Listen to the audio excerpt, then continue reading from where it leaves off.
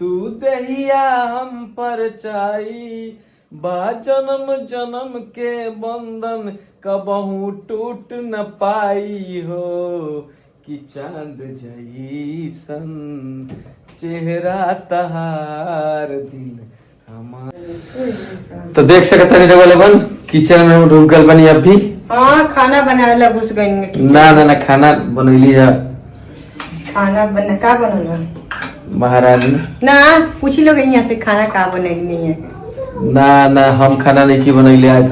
हमरा लोगन से गलत ना बोलम ताकि जब कोनो व्रत त्योहार रहेला चाहे इनकर तबीयत खराब रहेला तभी हम खाना बनाए ना तो ये कभी कभी हम अपना शौक से बना देवेली ना तो हम एगो हमरा में ई चीज बाटे कि हमरा के कोई केतनो ना करे आ हमरा मन करी तो काम हम खुद कर ले हम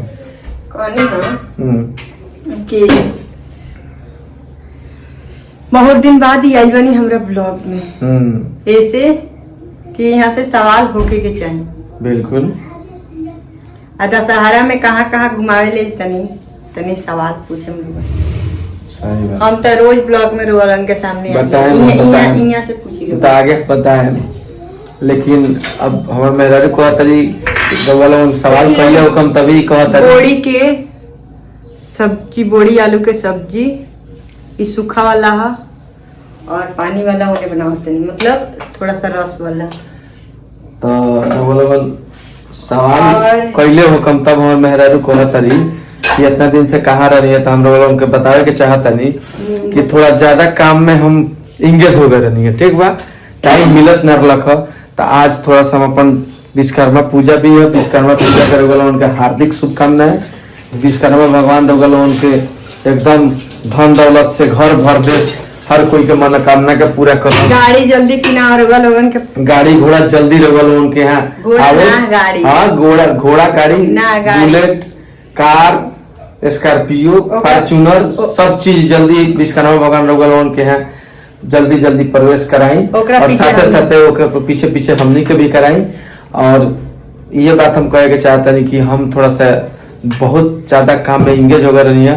ऐसे हमारे मेहरारू भी बहुत गुस्सा होता रही और पूछा तरी कि ये तो लोगन दिया जे लोगन पूछी यहाँ के कहाँ रही। देखिए आज हम का बनाते हैं फूल कोण के चटनी चटनियों बन सकता सब्जियों बन सकता। तो देख लीजिए फूल कोड़ी की भी भूजे जा रहा बड़ी और हम लोगन से ये चीज कहें कि हमनी के ब्लॉग के थोड़ा ज्यादा से ज्यादा संख्या में लोगन देखी लोगन ये लोगन से हम विनती करता नहीं कि ज्यादा से ज्यादा तू दहिया हम पर चाई बा जन्म जन्म के बंधन कबहू टूट न पाई हो कि चांद जैसन चेहरा तहार दिल हमार ले गई कि मोर रानी कि मोर बाल नहिया तहार दिल हमार ले गई।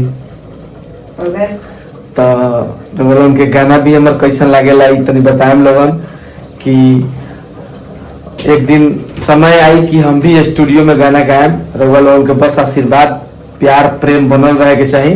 रउआ लोगन राइटिंग करके गाना हम रखले बनी और रउआ लोगन के बीच में एक दिन हम ले आके मार्केट में बैग जब उछाल हो या गिरी गाना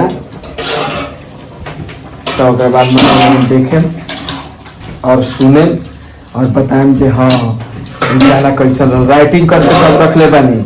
बस समय के इंतजार करतानी जब रउआ लोगन के प्यार आशीर्वाद ज्यादा हो ओकर बाद में हमनी के चीज आ जाए।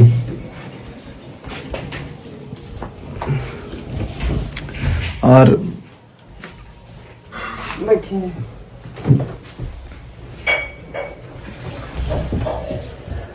तो दो लोग देख ली घर के अभी सारा सफाई बाकी बा सारा सफाई घर के बाकी बा दशहरा पूजा के अभी तक भइल नहीं के होई लेकिन देखी लोगन कहिया होता जहिया होई तहिया सफाई हम जरूर दिखाएं। और कहाँ कहाँ से हमनी के वीडियो देखता इन लोगन कमेंट करके जरूर बताएं लोगन। ये हमरा ब्लॉग में 4-5 दिन बाद आयल बनी, अकेले बनावत थक चुका रहनी है। तो चल तनी मिलता है संग फिर रउआ लोग से अगला ब्लॉग में। तब तक जाता है संग रील शूट करे, वीडियो बनावे माता जी के गाना पर। तो रउआ लोग ढेर सारा प्यार दुलार आशीर्वाद दे हम लोगन। बाय।